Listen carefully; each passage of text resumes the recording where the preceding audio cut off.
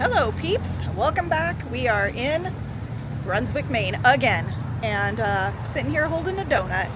This is not our final destination. We are going up the road to Bath, Maine, and the Maritime Museum, the City of Ships as it's called. We're gonna have a super awesome, fun, beautiful day here in Maine. Gonna check out lots of history, go on some adventures, bring you guys along. This place is so cute and the owners are so sweet.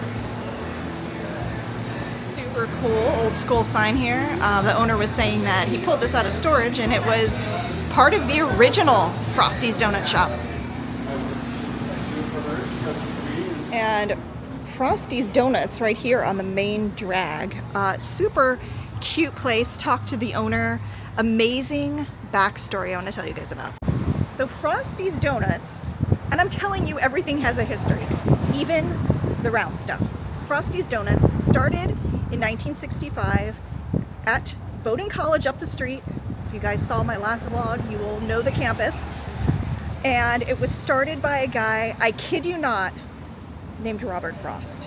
And he wanted to create frosted donuts to sell to the students at Bowdoin College. It was a huge success and he outgrew the space up by the school. So in the 70s, they moved here to this spot on Main Street. What's super interesting is the original Robert Frost of Frosty's Donuts kind of viewed his donut shop as a ministry.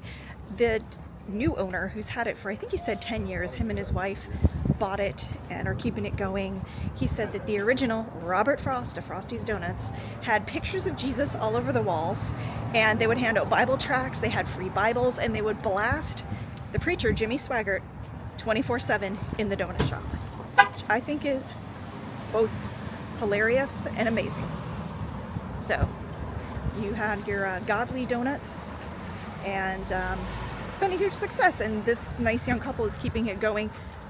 Amazing customer service, just the sweetest people. Talked to him for quite a while, gave us the whole scoop, which I really appreciated, and I thought, I've got to tell people about this. They have really good reviews, been meaning to try it for a while, so kind of excited. That is delicious. I don't know why, but I've been craving a frosted donut with rainbow jimmies. Awesome. What's your coffee, Mr. Noah? You got an iced vanilla coffee. We all got donuts. We got some for the road too, for road trip snack. We're excited, but we're gonna go on to Bath now and check out the water, maritime history there, the ships. The first ship built in the colonies was built in Bath, Maine, so we're gonna find out all about that. Let's go. There are multiple buildings, complexes, things to look at, the waterfront. Even though I kind of thought, well, this would be a good thing to do on a crappier weather day. I'm glad we came on a nice weather day. Because I think there's going to be some walking to. You're on what? Beacon Island. You're on it? Yeah, look at how it looks like a ship. I know. This is very cool. Everyone says this museum's fantastic, so I'm like, okay. Impressive building. Ooh, river cruises. Farm passes that we bought at Old Sturbridge Village get us into here too, so no charge today. Welcome inside the Maine Maritime Museum. Noah, I know what is going through your mind. You're gonna need a bigger boat. You feel like you're on the Orca, don't you? I knew it. I saw the guy's face and I was like, I know he's got jaws on the bring. You can steer. Steer away from the sharks, please.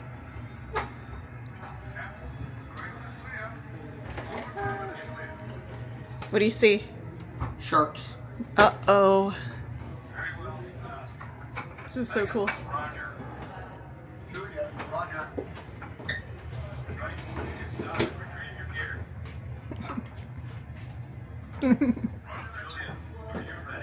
I'm a good ship. You could do it without sinking or running into a shark? You could? I mean, your great-grandpa was a merchant marine in World War II. Roger, Julia. Would you come ahead slow? Pegasus. That is so cool. Pegasus, stop.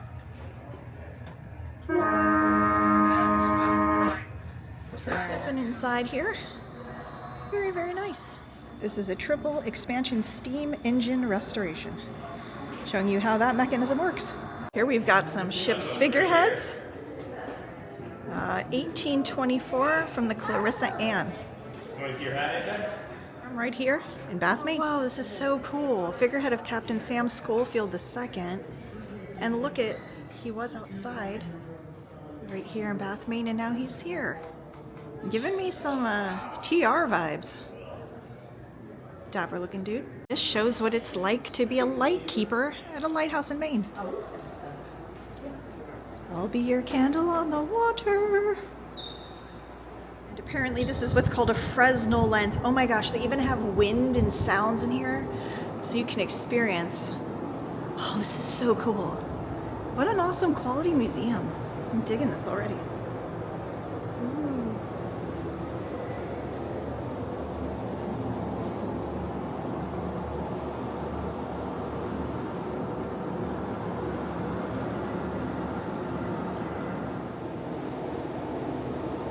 There is something mysterious and romantic and kind of amazing about lighthouses. Pretty fascinating. Hand grips? Yeah, I'm telling you, I think I would be a really bad lighthouse keeper because you would use those to climb up to clean the lens, which would not bode well for someone like me with severe vertigo. That is super scary. You couldn't pay me enough to do that. Someone had to do it. I couldn't. Now we're experiencing spring on the Maine coast as a lighthouse keeper. Kind of better. Signage says that the Cape Elizabeth light lens was the last active navigational aid in the U.S. rotating on a Mersey float bearing. You called her? Almost always had a connection. They had someone in the business, a husband, a brother, or some family member who could get them the job. And most of the lighthouse women we know about were lighthouse widows. Their husbands had passed away in the service of the lighthouse. Lightkeeper's office.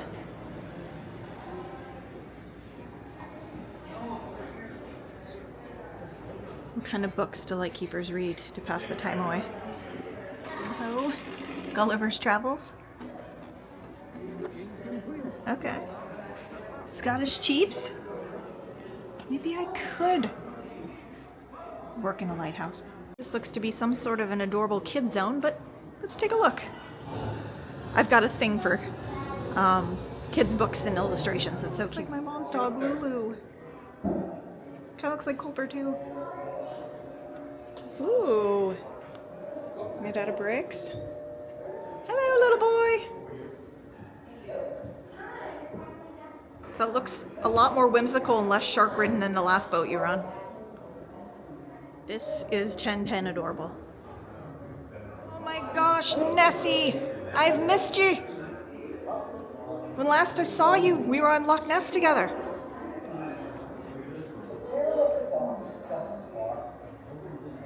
I really do miss Loch Ness.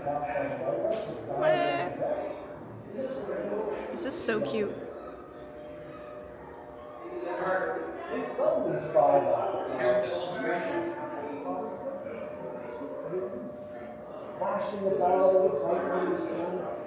Gosh, it looks like a Springer Spaniel. The author is Scottish. He's got an accent, and his last name is McCloskey. That explains it. The cute factor, and Nessie. And the Spaniel dog, because there's a ton of them there. That's one of the best parts about going to Scotland, man. Tons of English Springer Spaniels. I'm not gonna lie, I want the book. I love children's books. Yes, I do. Look how cute. These are so adorable. We have to see if they have merch with this stuff on it or something. Cutest thing ever. This little room talks about author and illustrator Chris Van Duzen, who is from Camden, Maine, and also super talented and whimsical. Another very cool thing, he created the image for the Maine lobster license plate, which when my mom moved here, I said to her, You have got to, I harassed her. You're getting your new plates, you're getting new plates, you have got to get the lobster. It's a whole thing, you need to embrace it. And she did, it makes me happy. I think it's so cool, so Maine-ish. And this talented Van Duzen creates imagery for the L.L. Bean catalogs. Look how beautiful. See, there's something here for everybody. I didn't know we were going to see all this. This is fantastic. And here is a case full of scrimshaw. Look at these. The detail is just crazy. It is not easy to do. Those are so cool. Oh, I love that. Look at the penguins. Cribbage board. Wow.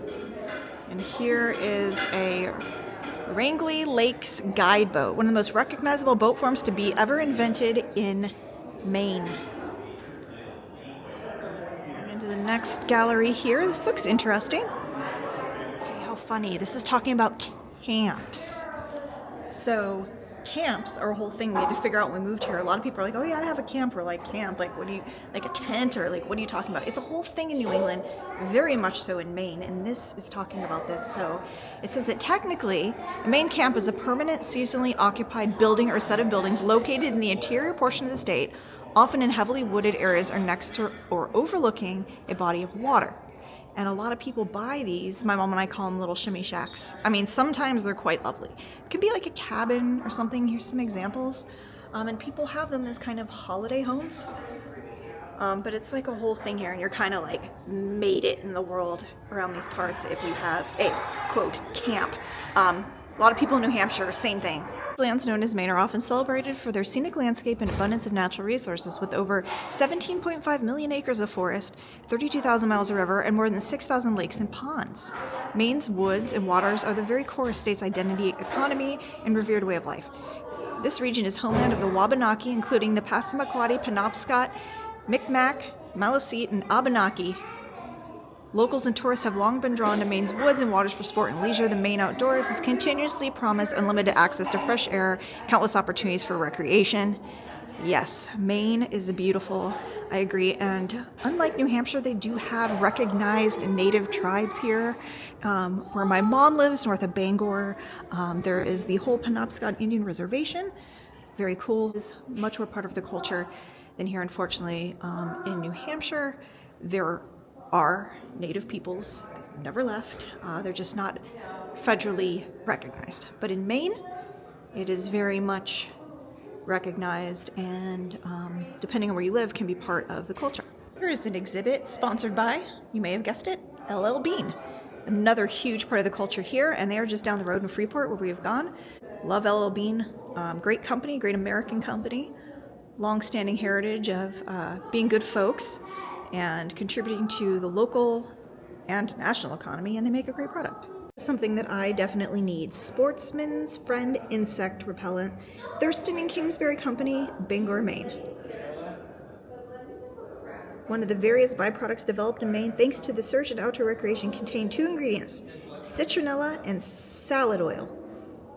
Of course, citronella is still used frequently to deter the skeeters.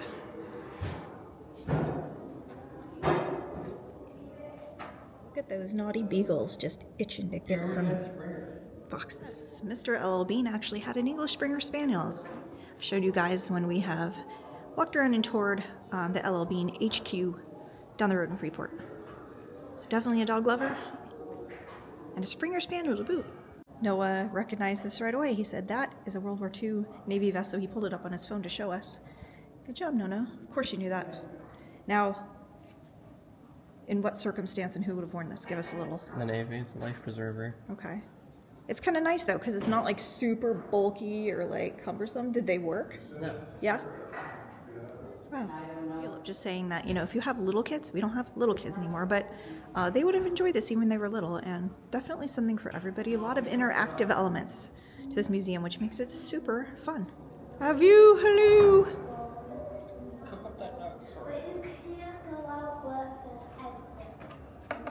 Ah. Supper. Oh, looks delicious. Duck à l'orange, anybody?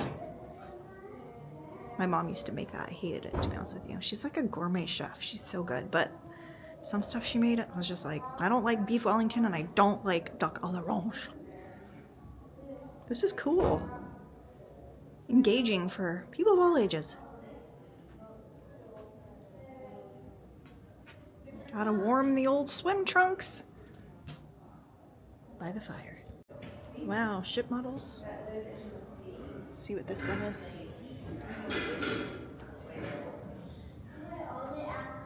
This is Model Schooner Rigged Yacht by Charles B. Harrington, 1831 to 1920.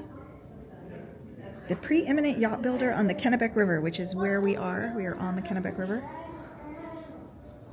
This model he built at a cost of $400 to represent the shipbuilders of Bath at the 1876 Centennial Exposition in Philadelphia. Oh, wow. Oh, this is so cool. We go to a lot of like maritime museums or museums that have a lot of maritime stuff, but this one is, I think, the most engaging and interesting to me. Just making it super fun and really come to life. The way that it's presented to you, like, this is a really beautifully curated space. And of course, if you are on a ship, you need your rye whiskey, to be sure. Okay. Oh, this was flown by the lead and command ship of the first American force to re-enter the Philippines after the defeat by Japanese 1941 to 42. First flag to come back, flown by the USS Hughes. The destroyer Hughes was built in Bath in 1939. Wowzers. That's awesome. Super interesting. That's cool. I love how it's kind of like folk arty. Let's see what it says. Steamship. Built in New York State in 1846, paddle steamer began service on the coast of Maine, serving communities in the Penobscot Bay. Huh. So pretty. You can go up to the house. There's like a bunch of buildings. We gotta get going, man. There's tons to see. Would you like the bag? Look it! It's our friend, John Paul Jones from Scotland. If you guys didn't watch my John Paul Jones video, my opinion, it's a good one. You should totally check it out. Cute gift shop. Total, like, impulse buy. I got this super cute knot bracelet made in Maine. Completely matches the top that I'm wearing. Had to have it, so yep. And now we're gonna go in here because Noah said he wandered in here. BIW, Building America's Navy. There he is. 32 torpedo tubes are mounted in both. That is John Wayne, Noah. It is John Wayne? Yes, it says John Wayne. Noah said that looks like John Wayne. That's because it is. The Duke. What's 1884? Oh, Brigadier General, the Civil War, Thomas Hyde. Oh, we were just reading about him. Bath Iron Works, after decades expanding his holdings in local foundries and other Maine businesses, prepared to enter the shipbuilding. Okay, it's coming together. This is very cool. Wow, over 35 destroyers have been built at the Bath Iron Works. Hence the name Ship City, huh? That is only that class, because during World War II, built a destroyer every 17 days. Just think about that for a second. That is nuts. Some funny propaganda artwork there.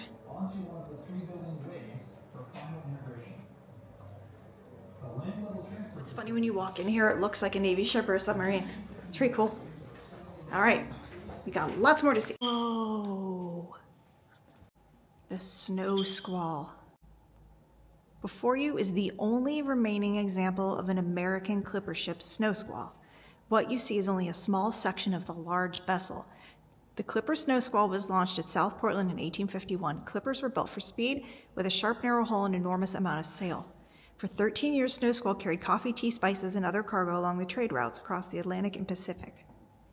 In 1864, bound from New York to San Francisco, it ran aground near Cape Horn at the southwest tip of South America. Dang, that's crazy. And there's a definite smell in here. It's an odor that is very hard to describe. Snow Squall lay abandoned in the Falkland Islands for over a century. Archaeological expeditions sponsored by Harvard's Peabody Museum of Archaeology and Ethnology documented the vessel from 1982 to 1986. At the conclusion, a remarkable expedition by Spring Point Museum retrieved the underwater 36-foot section of the bow and returned it to Maine. Snow Squall is the only remaining example of hundreds of American-built clipper ships that carried goods to New York, California, and China. Wow. That's a treasure we're looking at and smelling. That's crazy. What she looked like in her glory. The even better visual of what she looked like in her glory. That is so crazy to think that that is what is behind us here. Wow. Incredible. Look at how, like, the decay process. Seriously, I've never smelled something. It's not like the smell that you would think. It's really, I can't, does it smell like anything to you? I know. Like burnt molasses is the closest thing I can think of, with like a woody, I don't know, it's weird. Wow. Falkland Islands. Here it is when they were loading it into the cargo ship. The folks who worked on saving her.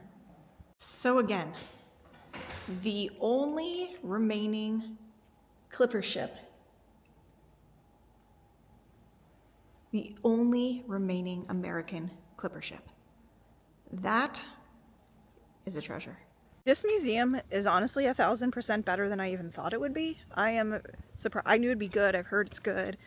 It looked good to me, but you guys definitely check this out.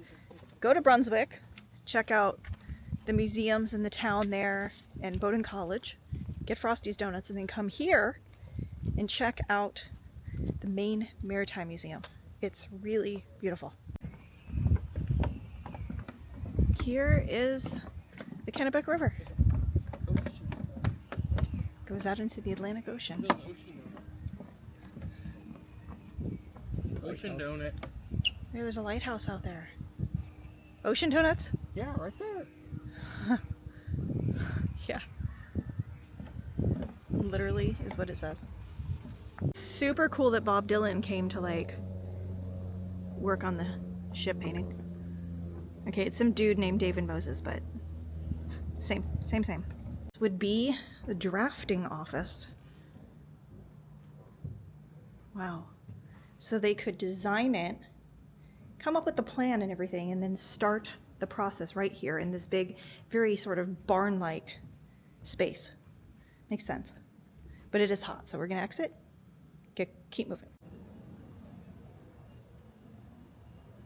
Speaking of hot, this is pitch oven, 1902. They would make pitch to actually seal up the vessels. That must have been excruciating, hot, messy, dirty work. And Noah ran ahead, but he called me and he said, hey, you need to mention in your video that this place is definitely worth the admission price. Now understand that Noah has been to so many museums his entire life. With a mom like me, he is used to doing things like this, and sometimes he's not impressed. I mean, he's very inquisitive and he's a little historian himself, but I'm just saying that he's been to a lot of them and he is thoroughly enjoying this, and said, hey, make sure you tell them, even if they don't have like a pass, A, they should either buy one, or B, it's worth the regular admission price. So passing, yes, Kay says buy the NARM. I agree. Buy the NARM, get out there, explore your area. Even if you're not here, explore your area. Oh my gosh.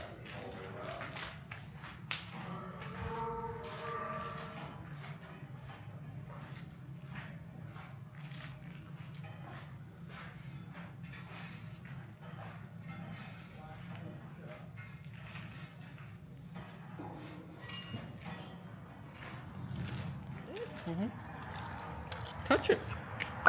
This is Oh yeah, it's like, feels like styrofoam. So I've seen a lot of blacksmith shops. This is very cool and very different because this is like blacksmith times 10. Again, I can't imagine. These guys work hard. See these guys here? These are the faces of tired men who work really, really hard.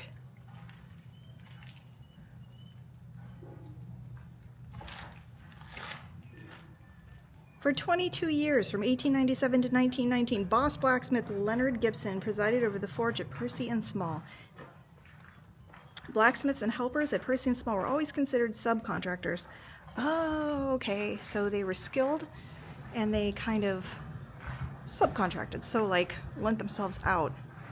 Weren't necessarily employed by any one company. I get it. This is the Paint and Tree Nail Shop, 1897. Oh, so this is a reproduction? No, What do you mean? the original black shop. Oh. And they repurposed this. Oh, I see. It got scorched. Okay.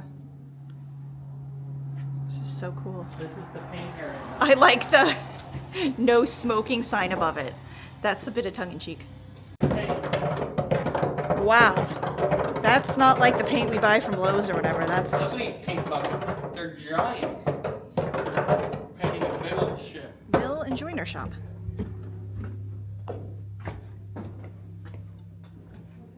Wowzers. That is a massive jigsaw. Oh my gosh. That's not like a little hobby. That's insane. Think about these ships they were building. You guys, this is incredible.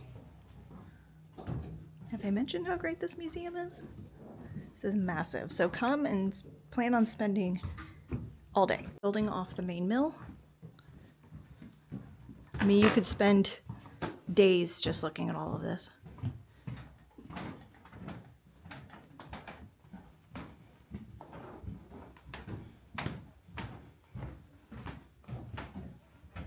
The carpenters of Percy and Small. The dubbers, the decking, fastening, so much goes into this. You look at the size of these things and it's like The craftsmanship. the craftsmanship and the technicality behind it, and you know they've got to be sealed properly. They've got to work. People's lives are at stake.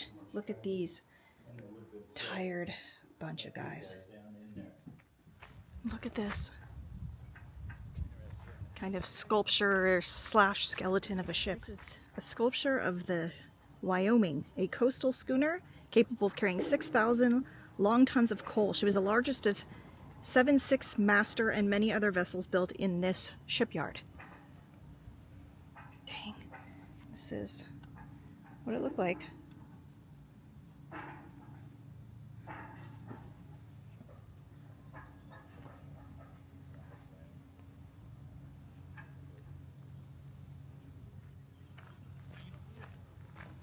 Look at Noah.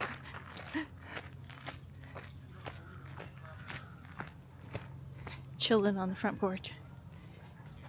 And this house is open. We're gonna go see what the deal is with this cool place. Yay! And Murta. Look at that. I already like this place because prominently featured in the first parlor, His Excellency and Mrs. Washington. It's always the ship captains with the beautiful mansions near the water.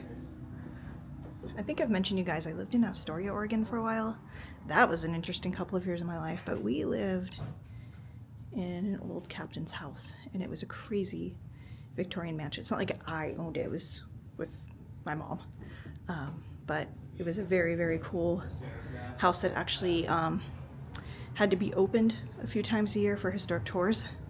And it had like secret passageways and secret rooms and a giant like, it was a really weird house, safari mural with a steam room and a built-in like hot tub. It was crazy to live in. The beautiful view of the Columbia River.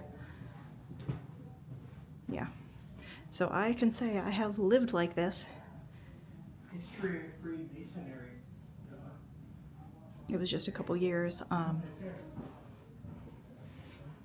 then my mom and her husband moved to Alaska, and I moved in with my friend's parents outside of Portland, Oregon. and then quickly after moved to Texas where I met Caleb. Then we moved back to Oregon. That's a whole thing, but yeah. And this house is representing the time of the Spanish-American War, which little Mr. Noah knows a few things about. You've got some things in your collection from the Spanish-American War, don't you? Of course, I mentioned TR earlier, and that was, you know, one of Theodore Roosevelt's war. And it was from when to when? April 21st, 98, December 10th, 98, actually. 1 year. It was a year long? Mm-hmm. 1898? Yeah. Interesting. What do you like about the Spanish-American War? Uniforms and its tropical environment. Oh yeah, so it's kind of different, huh? Yeah. Especially for an American conflict, I get that. Here is the gentleman who owned the house, William T. Donnell. Man, everything's coming up Scottish today. This is a very typical, nice Victorian home of somebody who would have had money at the time. It's a really good example though. It's really nicely done. Occasionally for, well, originally when we first got the house in the shipyard, they used it as a dormitory for the workers. And then when they were doing the ME, the sailboat up there, they had people up there. I have one of those. That's a tenderizer. We use it. One thing that isn't always like And the upstairs is unfinished, so we won't go up there. But that was very, very cool. We'll go in the boat shop. And Mr. Donnell owned this whole entire enterprise. So yeah. One thing that's a little weird is the docent in there said it's meant to be 1892. And we saw something that said it's like the time of the Spanish-American War, and there were books on the Spanish-American War. The Spanish-American War hadn't happened yet. Right, Noah? No. So, I don't know. That's a mystery. But it's totally fine. Doesn't take away anything from that.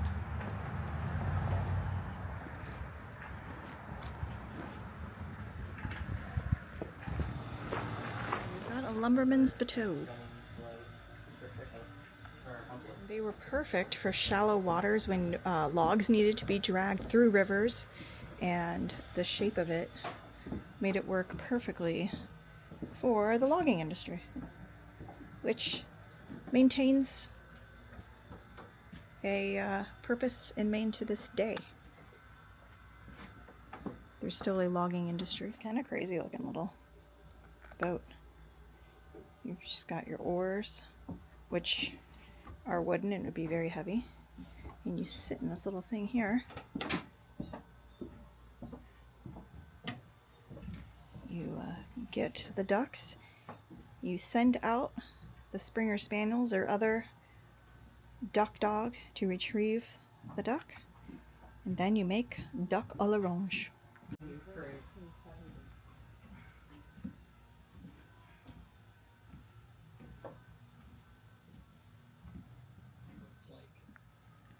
So this is a sailing canoe, which sounds positively frightening to me. And I can't believe the day we're having here. This is the Rob Roy on Lake Zug, Central Switzerland, in his travel account. McGregor knows that sailing on a Swiss lake is a full reward for carrying your masts and sails unused for many a long mile.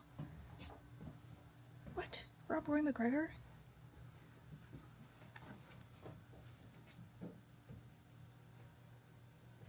But look at that. Imagine taking this in that kind of choppy water. This place just goes on and on and on. Whoa, bird. This is where they do a little modern day watercraft restoration. Smell the woodwork. I know, it smells so good.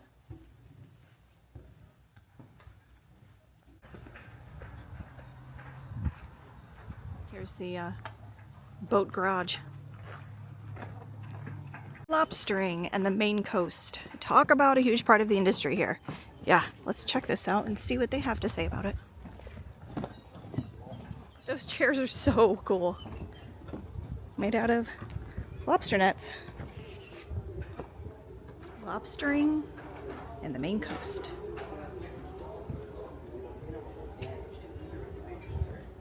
Would I like one? No, thank you.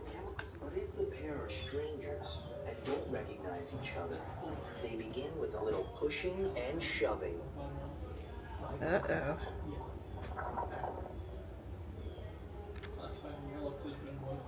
The dark-shelled Maine lobsters from the dark water, which are the best lobsters in the world. Every once in a while, I see on the news, it's like big news here, that they find a lobster that's like blue or pink or odd colors. Look at this Jamungo big boy. See what I mean? These are the kinds that wind up on the news. You've got a Corella de Vil lobster there. These blue ones are so cool. If I found a blue lobster, I would not be able to eat it. I would put that back and probably also put it on the news. You've got a spotty one that looks like tortoiseshell, an albino lobster, which is basically me in the wintertime. Must be a Scottish lobster. And a yellow, 1 in 30 million. They have hot dogs. Is that over here? Okay. The bell doesn't work.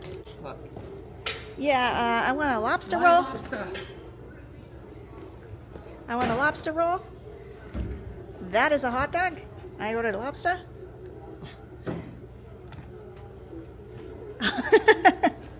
That's beautiful. Looks so appetizing. Thank you, sir. How much will that be? 50. 50. What a ripoff.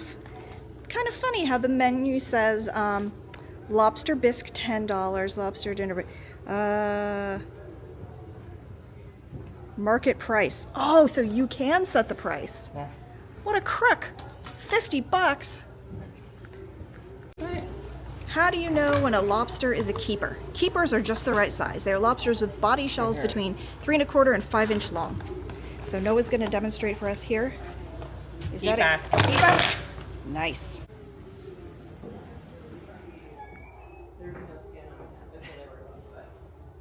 This is so dang cool. You guys have got to come here. This is incredible.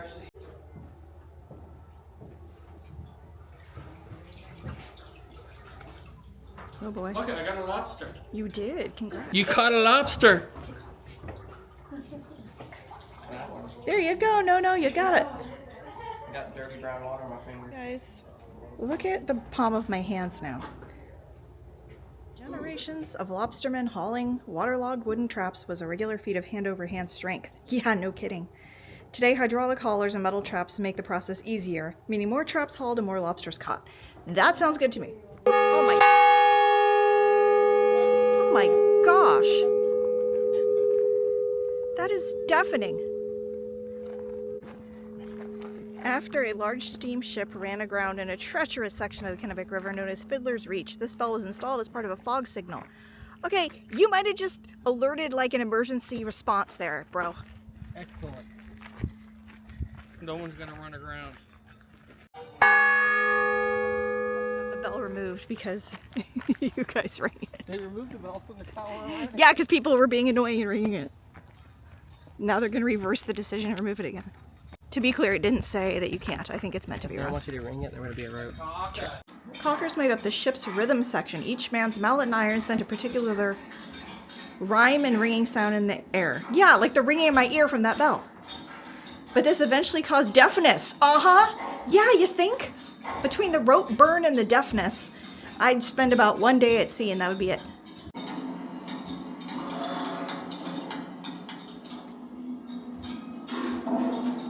How about the elephant in the room or the ship in the water? Look at that giant destroyer. Naval Destroyers are only made here and in Mississippi. That's it. This is honestly spectacular. Back where we began. Explore, engage, experience. We did that. That was so good. We're gonna move on now and do some more exploring, engaging, and experiencing. But again, highly recommend the Maine Maritime Museum. I'll agree next time we'll come and we will do a boat tour, which would be super fun. Now we are in beautiful downtown Bath, and driving from the museum to over here was totally intriguing. I am captivated by this city. really impressive architecture and just a very different vibe. It's like your quintessential Victorian shipyard type town, but very, very lovely. Looks like old school America. This place could be a movie set. Look at this. These are my kind of crosswalks. The red, white, and blue. This is absolutely adorable. And there's something down the road here I'm taking you to that is crazy cool. But first, let's take another little look. The main drag here.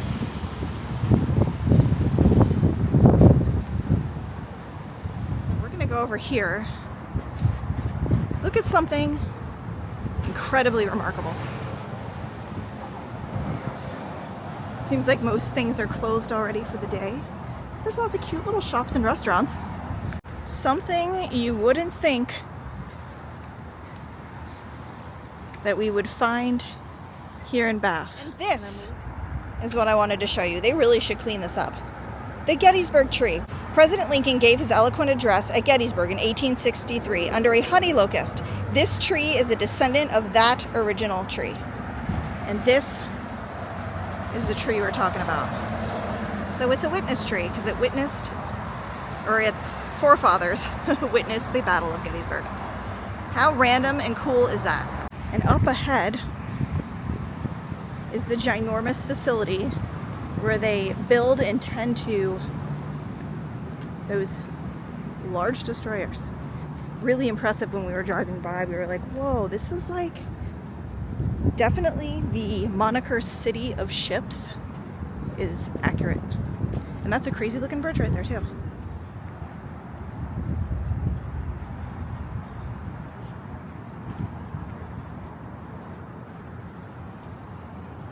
And there is the replica of the first ship built in the colonies.